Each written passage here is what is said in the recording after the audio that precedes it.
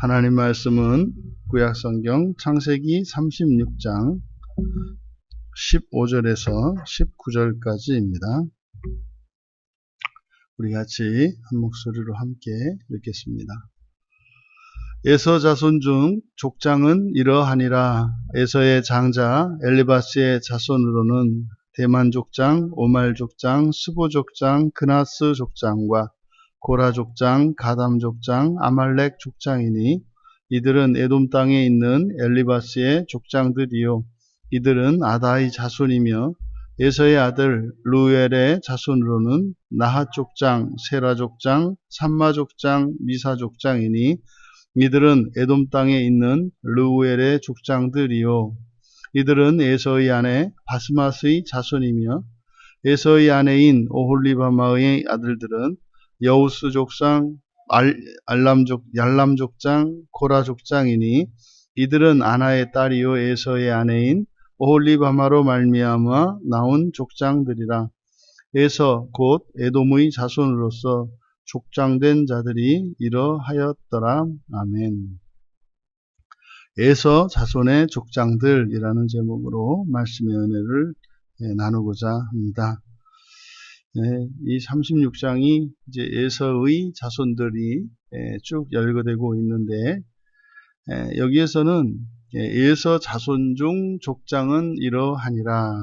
이것은 여기서 이제 족장으로 사용된 이 말이 이제 알루페라는 말인데, 이 알루페는 뭐 가르치다라고 하는 알라프의 이제 강조형입니다. 그래서 강의형인데, 이것은 시족을 대표하여 교육하는 자, 뭐 이런 의미입니다. 그러니까 여기서 말하는 이 족장이라고 하는 개념은 그 가족 또는 그 시족 전체에서 교육하는 자, 이런 의미를 가르치고 있습니다. 이 단어는 이곳에 이제 처음 등장하는 단어인데, 이 모세오경에 이곳에만 12번 쓰이고요.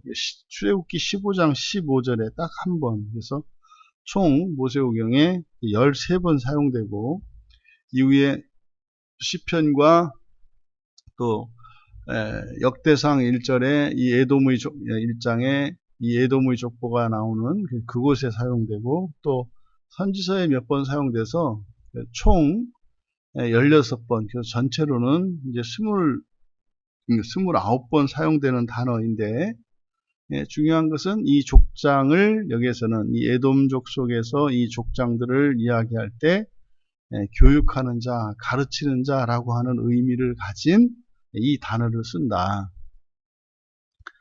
그래서 이 에서의 자손들 가운데 족장들은 이러하니라. 그래서 이제 엘리바스의 자손이 이러하고, 그리고 루엘의 자손이 이러하며, 그 다음에 오홀리바마의 아들들이 이러하다. 근데 지금 여기는 처음에 소개되고 있는 엘리바스와 루엘, 이들은 에서의 손자들이죠. 그러니까 에서의 아들들의 그 아들들, 대만 족장, 오말 족장, 스보 족장, 그나스 족장, 고라 족장 쭉 소개되고 있는 이 아말렉 족장까지, 아다와 에서의 손자들이란 말이에요. 아들의 아들들, 손자들이 소개되고 있고, 근데 여기는 이제 앞에 11절, 12절에 나와 있는 그 아들들의 이름과 그 손자들, 에서의 손자들 가운데 추가된 게 이제 고라가 추가되어 있어요. 그리고 르우엘의 자손들, 이들도 이제 바스맛의 손자들이죠. 그 아들의 아들들이니까. 그래서 대만 족장, 오말 족장, 스보 나핫, 세라, 삼마, 미사 족장 이들입니다. 그리고 마지막으로 오홀리바마의 아들들, 여우스, 얄람, 고라, 이들은 이제 아들들입니다. 그러니까 먼저 소개된 엘리바스와 르우엘의 이 자손들은, 여기 이제 자손들로 소개된 족장들은 이제 손자들이고, 오홀리바마만 이제 아들들이란 말이죠. 그럼 여기 이제 이 고라가 오홀리바마의 아들들 중에 이제 고라도 있고, 또 엘리바스의 자손 가운데 고라가 있지 않습니까? 그러니까 15절에 나오는 16절의 시작에 있는 고라, 이거 이제 손자고, 에서의 손자고, 그리고 이제 18절에 나오는 고라 족장, 요거는 아들이죠. 오홀리바마를 통해서 낳은 아들이니까. 그래서 이 고라라고 하는 이름이 손자가 하나 있고 아들이 하나 있고 이렇게 되는 겁니다. 지금 여기서 이 족보를 통해서 우리에게 이야기하고자 하는 게 뭘까? 이것은 바로 앞에서 바로 쭉 그 에돔 족속의 조상이었던 그 에서의 족보를 이야기할 때 세 아내와 그 5 아들들 그리고 그 손자들에 대해서 쭉 밝혔단 말이에요. 근데 왜 반복할까? 15절의 시작에 뭐라고 되어 있습니까? 에서 자손 중 족장은 이러하니라. 그러니까 여기서 지금 밝히고자 하는 거 바로 이 앞에서 이 자손들, 아들이며 손자들이며 이들 한 사람 한 사람이 족장이 된 것을 밝히고 있어요. 그러니까 아들들과 손자들의 이름을 쭉 이야기하고 나서 다시 반복하면서 이들이 족장이었다라고 얘기한다 이 말이에요. 족장은 무슨 뜻인지 아시죠? 그 씨족의 대표라는 뜻이고 거기로부터 이제 많은 자손들이 시작되는 걸 말한단 말이에요. 그러면 한 사람, 이 언약의 계보 안에 있는 이 한 사람은 한 개인인 동시에 또한 이들이 씨족을 이루고 그 씨족의 대표가 되는 족장이라는 거예요. 대표성을 나타냅니다. 그러니까 단순히 이 아들들이 그리고 이 손자들이 뭐 그냥 있다 정도가 아니라 이들이 족장이 되었다. 그러니까 한 개인이 아니라 씨족의 부족의 대표가 되었다라고 해서 한 개인을 통해서 공동체성을 나타내고 있다는 거죠. 그러면 이게 훗날 사실 모세가 지금 이렇게 성경을 기록하고 있지 않습니까? 그런데 이 모세가 출애굽한 이후로 가나안 땅 이르기까지 이제 그 요단강 동편에서 그 가나안 땅에 이르기까지 그가 이들 가운데 어떤 이들은 직접 만났고 실제 그렇죠. 뭐 아말렉이라든지 뭐 에돔이라든지 뭐 블레셋이라든지 이런 사람들 이런 부족들을 통해서 공격도 받았고 그들이 길을 내주지 않아서 더 우회하기도 했었고 이랬지 않습니까? 그러니까 지금 모세가 이것을 통해서 이 족장들이 이러하니라 라고 하는 이 말을 통해서 나타내고자 하는 거, 이것은 이 성경을 기록하고 있는 모세가 훗날 자신이 출애굽의 여정에서 만났던 대적들이죠. 그 대적들의 근원인 한 족장이 된다는 사실을 말하려고 하는 거예요. 이들이 보니까 하나님의 계시를 통해서 이 아브라함 자손들의 또 그 계보를 따라서 쭉 이제 하나님의 계시로 이 내용을 알고 보니까 지금 출애굽 여정에서는 원수와 같았던 자들, 이들이 다 어디에 있어요? 한 언약 안에 있던 자들이란 말이에요. 그러면 어떻게 한 형제요, 하나님의 한 백성들인 이들이 현실의 삶 속에서는 이렇게 원수와 같이 대적하고 있는가? 이것을 나타내려고 하는 거죠. 이걸 통해서 말씀하려는 게 뭡니까? 보세요. 우리가 우리나라에 기독교가 이제 들어왔지 않습니까? 기독교가 들어온 이후로 실제로 맨 처음에 기독교가 들어왔을 때 한 뿌리죠. 그런데 실제로 뭐 우리나라에 들어온 사람들이 선교사의 각 교단이 달랐단 말이에요. 그래서 심한 경우에 이렇게 전도하는 데 있어서 그 갈등 상황이 많이 일어났었어요. 각 교단에서 파송된 선교사들이기 때문에 뭐 그건 우리도 이제 선교사들이 해외로 나가 파송된 선교사들의 삶을 들여다보면 10분 이해가 돼요. 예, 이게 전도를 하다가 서로 충돌하고 부딪히는 경우가 있단 말이에요. 내가 죽어라고 뭐 만나고 해가지고 예수를 전하고 빵 사주고 집에 가서 청소해주고 막 이렇게 다 닦아놨는데 아이 뭐 그 주일 마치고서 이렇게 갔더니 뭐 가족 중에 누가 그래 오늘 저 가서 예배 드리고 왔다더라고. 근데 오늘 교회 안 왔는데 말이죠. 나중에 알고 보니까 뭐예요? 저쪽 감리교회로 간 거예요. 알고 보니까 뭐 그 감리교 선교사 와가지고 하나님은 다 똑같은 하나님이니까 나랑 가자고 우리 교회가 더 좋다고 그래서 데려가 버린 거죠. 그래서 뭐 이 선교사님이 교회 쫓아가서 이제 데리고 나가고 했다는 거 아닙니까? 그러니까 이런 일들이 막 일어나요. 그러면 여러분 이게 이제 우리가 교회 역사를 거슬러 올라가 보면 교회 역사를 알면 그때 맨 처음에 이렇게 교회가 동서로 양분되어서 이렇게 동방교회 서방교회로 나뉘었던 이 사건이 그냥 이게 뭐 그럴 수 있지가 아니었구나. 천추의 한이 되는 거죠.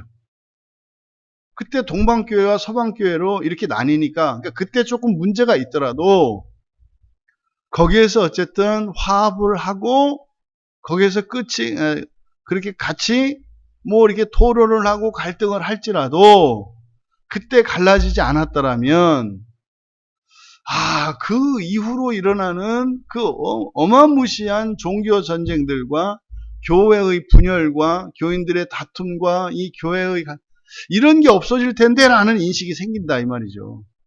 그러니까 이제 모세가 그 아들들과 손자들 한 사람 한 사람이 족장이 되었다라고 했을 때 여기에서 모세는 뭘 보는 거예요? 분열을 보는 거예요. 분열을.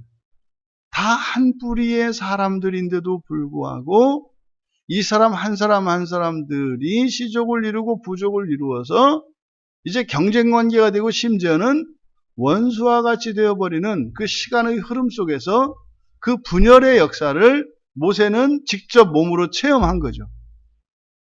이게 한 뿌리인데 한 조상의 자손들인데 라고 이야기를 하려고 하는 거다.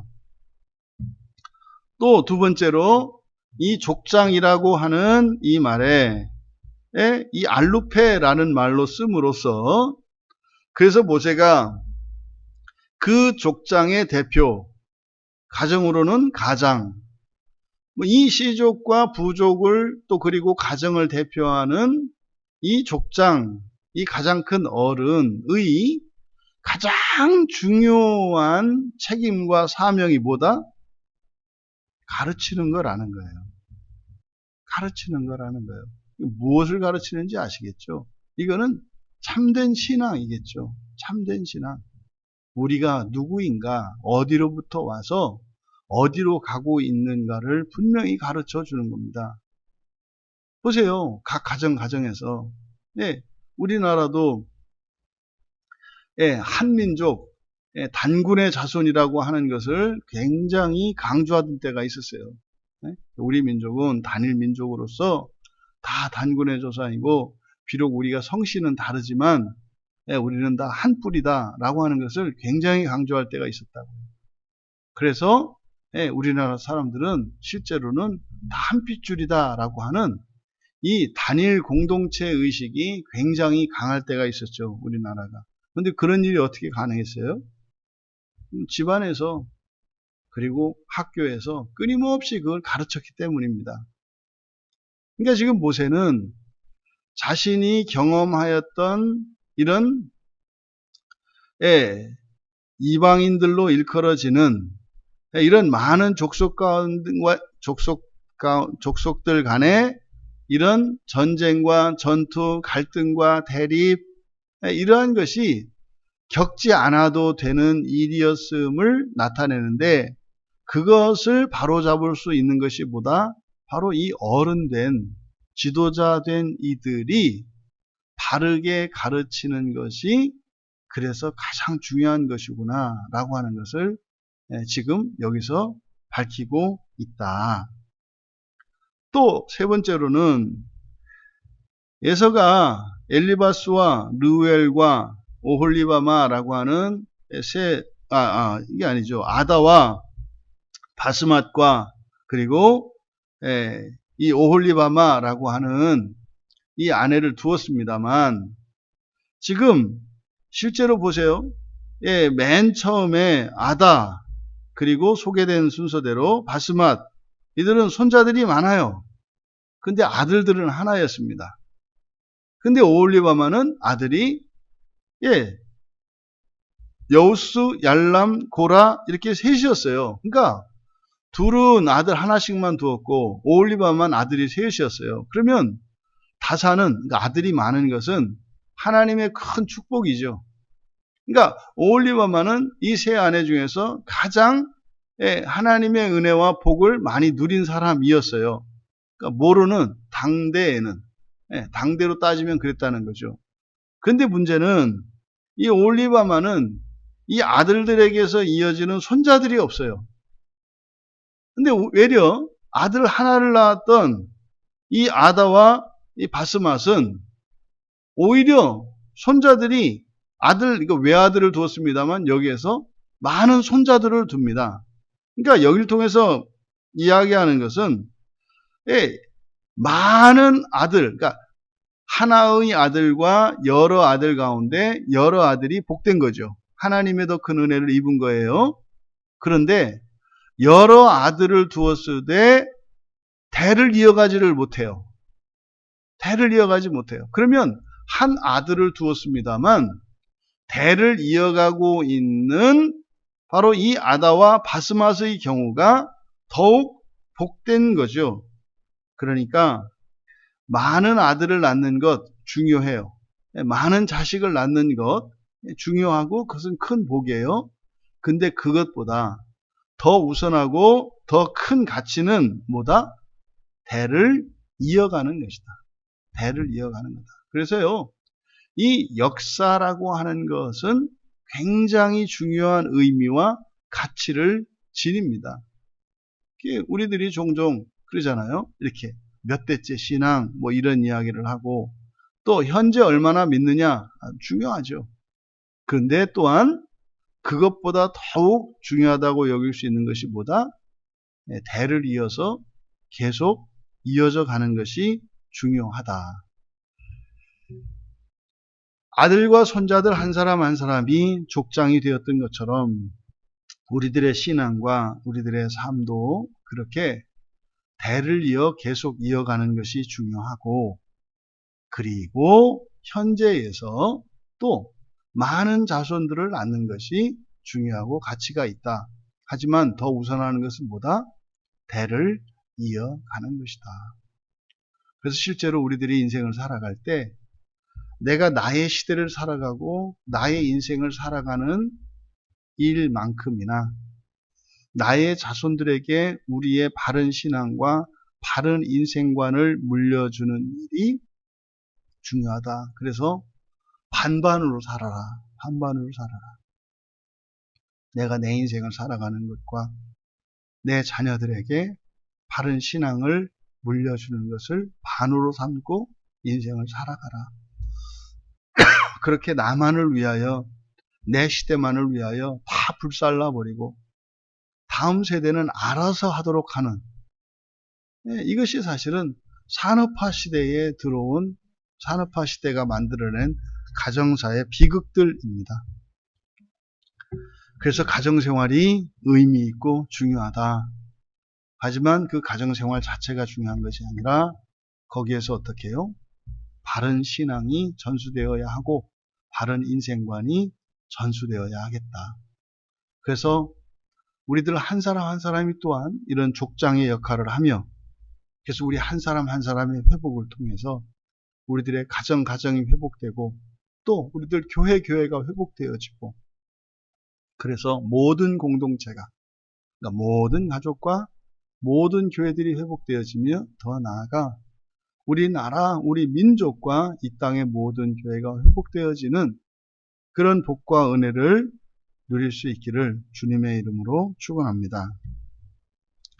존귀하신 하나님, 에서의 아들들과 손자들 그들 가운데 아들들로서 족장들이 된 자들이 있었고 손자들로서 족장된 자들이 있었습니다. 저희들의 신앙이 대를 이어 계승되게 하여 주시고 세대를 더하여 가면 갈수록 점점 더 하나님 나라가 흥왕케 되어지는 복을 내려주시옵소서. 또한 저희들 한 사람 한 사람이 가문의 가문을 이루고 씨족을 이루는 또 한 사람의 족장들이 될 수 있다는 사실을 기억하게 하여 주셔서 한 개인으로 살게 하지 마시고 공동체로 살아가는 저희들 모두가 되게 하옵소서. 감사하며 예수님의 이름으로 기도하옵나이다.